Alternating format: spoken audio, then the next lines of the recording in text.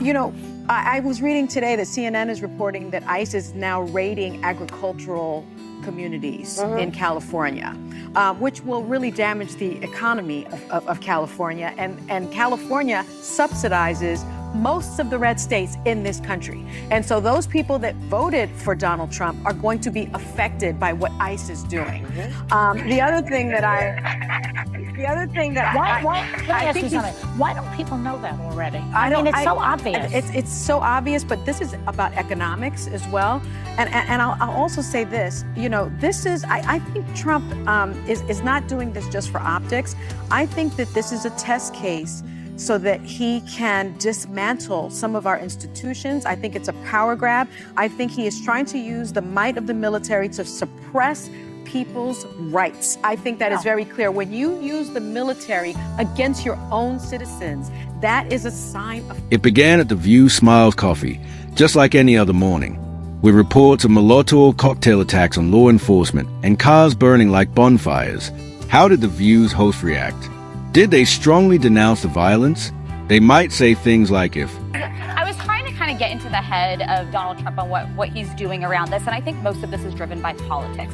What I think he's doing is he is baiting liberals and liberal governors like Gavin Newsom into taking the bait and adopting rhetoric that he thinks is going to be divisive and damaging ahead of the midterm. So what he wants to happen is he wants Newsom and Democrats to start chanting things like defund ICE, defund the police, because we know that hurt Kamala Harris. We know it hurt Tim Walz. They had to run away from those previous positions, and he's trying to create that sort of standoff right now. But here's the problem. Most Americans oppose rioting. That's just across the board. They may generally be like, if there's violence, if police officers are getting hurt. There is violence, and we oppose it if police officers are harmed. However, they then spin it, defend it, and justify it. These are the same women who were obviously upset for days following the January 6th Capitol riot, which they call the darkest day in American history, the end of democracy, and a direct assault on everything sacred. However, now that the violent aligns with their beliefs, the flames in Los Angeles are being presented as protests, the destruction is justified, and the law-breaking is dismissed with no outrage, tears, or anything but silence and smirks. The hypocrisy is not just shocking, it is offensive. Say, you know, construction places, you're going to have a harder time finding people who are going to be able to come and do your house. Who are they going to get to pick all the fruit and the vegetables? Because Americans don't want to do it. We know that. The farmers are saying the Americans don't want to do this. And the tariffs on top of that is going to make everything so expensive. That too, but getting people, it's a mess. Food is going to be sitting and rotting because there's no one to grab. Before we continue, please remember to like this video and subscribe to the channel, as it undoubtedly helps us grow and bring more stories like this to light. They claim to stand for justice, but their response varies depending on who is holding the torch. Now, let's get back to it, because this wasn't just a slip of the tongue or a poly-framed segment. It was a thorough demonstration of how disconnected the View has become from reality, and we're just getting started. With her arms folded, face serious, and voice trembling with self-righteous rage, Sunny Host did more than simply defend the situation. She transformed it into an odd anti-Trump conspiracy, claiming that Donald Trump was using the California crisis as a power grab to destroy institutions and... You tell me which one is the riot in Los Angeles and which is the celebration for the Eagles. Yeah. Philadelphia loves to burn itself down. Also bad. But was the National Guard sent in when well, that's your was point. burning? The National Guard was not... Well, that's the point. Yeah. Where's the National Guard? In part... I have a question. Yeah. So, well, the difference is... When asked how far he might go with using military action on American soil, she even called it fascist. Yes, calling in the National Guard to protect citizens isn't martial law. It's basic law enforcement. But she claimed that stopping violent protesters was an attack on democracy. She left out the actual footage from LA, where explosives were thrown through windows, cops were beaten, and entire blocks were set on fire for Sunny. If Trump was involved, it's bad. That's what happens when hate takes precedence over reason.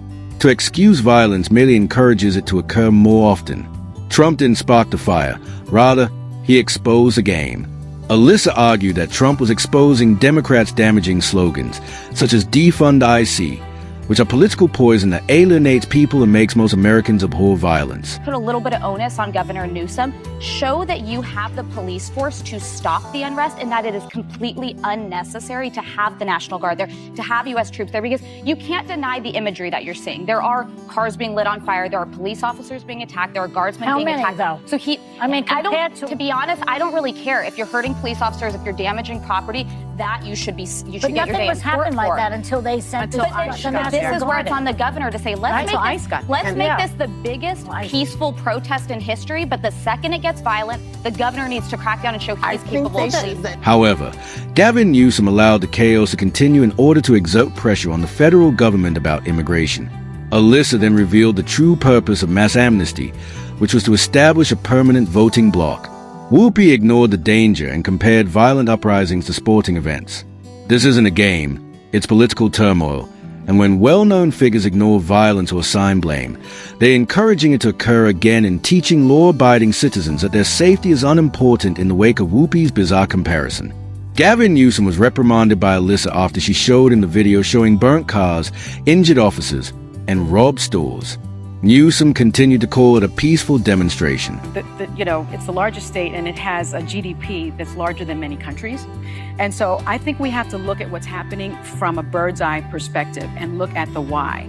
Trump is militarizing that state as a test run to make sure that he can do it in places like New York, that he can do it in other sanctuary cities. And so there is a plan to this in my view.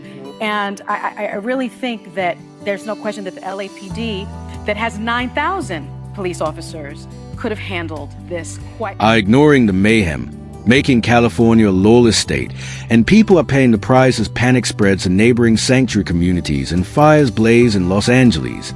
Sunani Huss cautioned that Trump's actions in California were only a prelude to military-style immigration enforcement in places like Chicago and New York.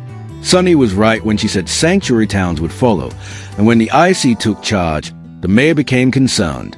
She acknowledged that the LAPD had enough officers to deal with the violence without the National Guard, but political fear prevented them from doing so.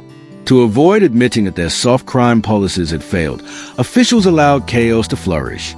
The message for sanctuary cities and illegal immigrants was unmistakable.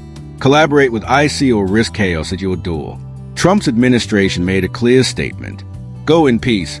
I don't want to be superficial, but Gavin Newsom brings me back to really handsome presidents like JFK and Obama. And wouldn't it be nice to have an articulate, gorgeous president like or risk being forcibly deported without any further options. This was more than just policy. It was undoing the harm from years of Biden's leniency.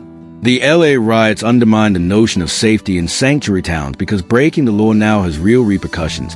And despite all that turmoil, the opinion continued to decline just when you thought it could get any more ridiculous. Joy Behar made a completely embarrassing statement about the ongoing riots, the injured police officers, and the burning stores.